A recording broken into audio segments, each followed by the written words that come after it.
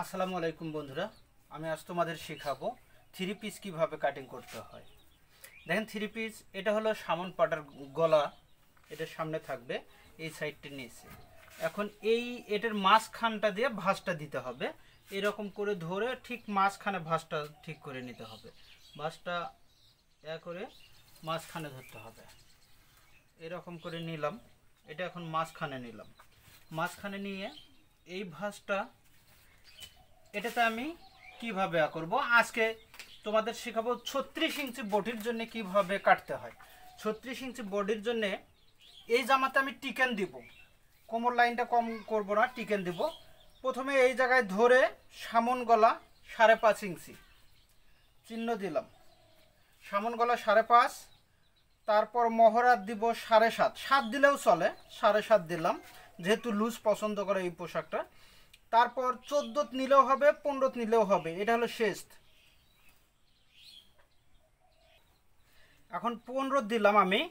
এরপর যেখানে সাইড ফাড়া যে জায়গা থেকে রাখবো এটাকে হিপ বলা হয়।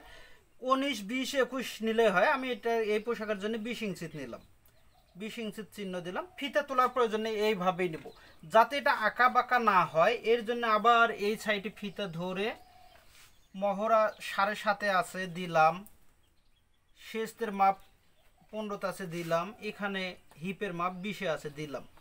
দেওয়ার পরে এটা আমি ঠিক মতো মার্জিন দিয়ে নিব।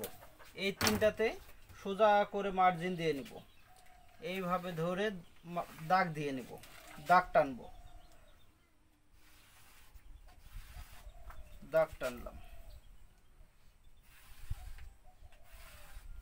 এটা নিলাম। এরপর দেখেন লম্বা থ্রি পিসের ক্ষেত্রে লম্বা যতটুক থাকবে, তাছাড়া নিচের প্রিন্টটা থাকবে না, নিচে ঠিক থাকবে। আর যদি লং বেশি হয়ে থাকে গলার দিকে কাটবো, যেহেতু গলাটা কাটা গেলে নিচের ডিজাইনটা থাকবে, তবে নিচটা কেটে ফেলা যাবে না, নিচে যেহেতু ডিজাইন আছে গলা, আর নিচের ডিজাইন আছে। আর এখানে দেখেন পুট গলা 2.5 ইঞ্চি, অনেকে আছে 3 ইঞ্চি কাটে, 3 ইঞ্চি না কাটাই ভালো। পুট গলা 2.5 ইঞ্চি, 3 ইঞ্চি না কাটাই ভালো। 3 ইঞ্চি কাটলে গলাটা বেশি মেলে যায়, ভিতরে পোশাক তখন দেখা যায়। অতএব 2.5 ইঞ্চি কাটেন তাহলে ভালো হবে। এখন পুট লাইন আমি পুট টিকাবো হলো 6 ইঞ্চি, তাহলে এখানে 6.5 ইঞ্চি কাটবো। 6.5 ইঞ্চির চিহ্ন দিলা, 1/2 ইঞ্চি সেলাইয়ের জন্য নিলাম। এই যে বডির মাপটা, এটা 4 নং 36, 4 ভাগের 1 ভাগ 9, সেলাইয়ের জন্যে 9 নিলাম। 36 ইঞ্চি যেহেতু টিকাবো, 1 ইঞ্চি সেলাইয়ের জন্য বাড়তি নিব। এই জায়গাতে 4/32 দিয়ে 1 ইঞ্চি সেলাইয়ের জন্য নিলেই হবে, যেহেতু আমি টিকেন দিব। টিকেন দিলে এই জায়গাটা চিকন হয়ে আসবে। 9 আর 1 10, 9 চিহ্ন দিলাম, এই জায়গায় 10 দিব। 10টা দিয়ে কাটবো, 9টা দিয়ে সেলাই থাকবে, তাহলে মাপ মতে হবে। এরপর দেখেন এই যে যেটা হিপ, এই জায়গা হিপের লাইন, এটা বডিতে যত, এই হিপে তত দিলেই চলে।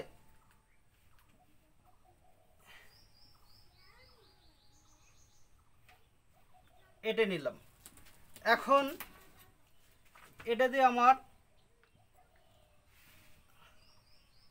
হয়তো মনে করবেন যে কোমর লাইন এবং ছাতির লাইন বা বডির লাইনটা সমান হলো কেন, এটা টিকেন দিলে কোমরটা টিকেনটা ছোট হয়ে আসবে, এই কারণেই একটু কোমর লাইনটা বাড়তি নিলাম।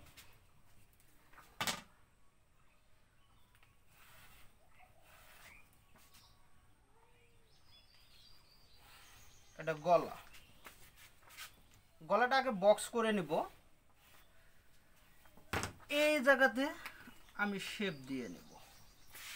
এরপর এই জায়গায় পুট ডাউনটে উপর থেকে 1/2 ইঞ্চি নিতে হয়, এই জায়গায় 1/2 ইঞ্চি ডাউন দিতে হয়, তাহলে পোশাকটা ফিটিং ভালো হয়। এটা গলার থেকে 1/2 ইঞ্চি ডাউন দিয়ে নেব। গলাটা আমি পান গলা দেব, এইভাবে ডিজাইন করে। এটা কাটার সময় ঠিক করে কাটবো, অথবা অনেকে আছে বক্রমের উপর কাটি নিয়ে এই গলাতে বসে দেয়। এটা এদিকে নিলাম, আপনাদের সুবিধার জন্য কাপড়টা একটু সারাসারি করতেছি, তাছাড়া ক্যামেরা আমার ছোট, ক্যামেরাতে আসতেছে না। এই ঘেরটা যে যেমন পছন্দ করে ততই ভালো। ঘেরটা আমি নিব এখানে, ঘের যে যেমন পছন্দ করে। ঘের এখানে 28 ইঞ্চি নিতে হবে এই পোশাকের জন্য, তাহলে 28-এর অর্ধেক 14, সেলাই 14তে দাগ দিলাম, সেলাইয়ের জন্য নিব আরও 1 ইঞ্চি বাড়তে, তাহলে 15। এটা নিয়ে আমি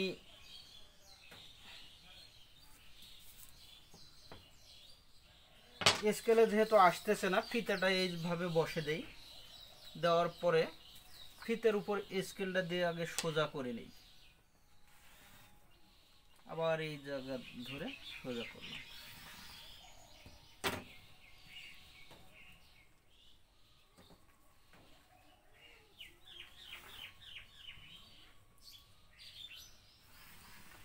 নিলাম। এখন দেখেন ভিডিওটা টানাটানি করবেন না, স্লিপ আরও কাজ আছে। এটা হলো নিচে অনেকের কোনা বের হয় 2 সাইড দিয়ে, এই কোনাটা যাতে বের না হয় এই জায়গা থেকে 2 ইঞ্চি বা 1.5 ইঞ্চি এইরকম যে যেমন সুবিধা হয় দিয়ে এই শেপ কাটটা এখানে বসে দিয়ে টানতে হবে। যদি এটা হলো এভাবে কাটা হয় তাহলে পোশাকটা হয়ে যাবে। এখন দেখেন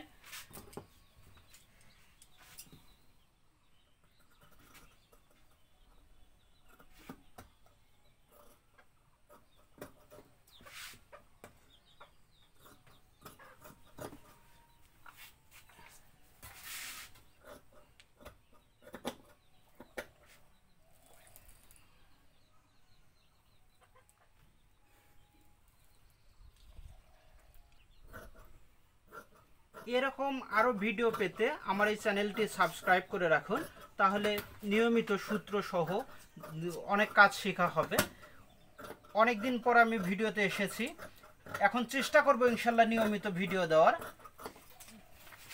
এখন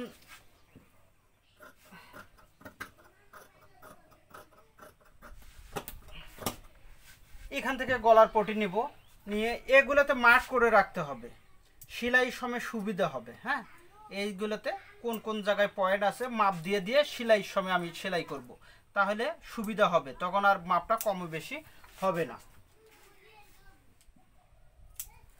আজকের মতো এখানেই। আসসালামু আলাইকুম।